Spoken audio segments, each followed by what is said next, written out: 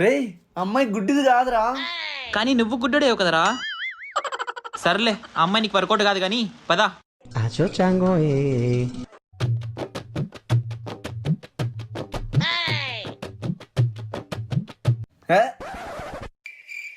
ఎవరు? కళ్ళు లేవరా, కనిపించట్లేదా? ప్రతిసారి నాకు కళ్ళు లేవని చెప్పి బాధ పెట్టాలా? అయ్యో నేనండి, ఇంటర్వ్యూ లేజర్ ట్రీట్మెంట్. హో కావ్య గారు మీరా? మర్చిపోయారా?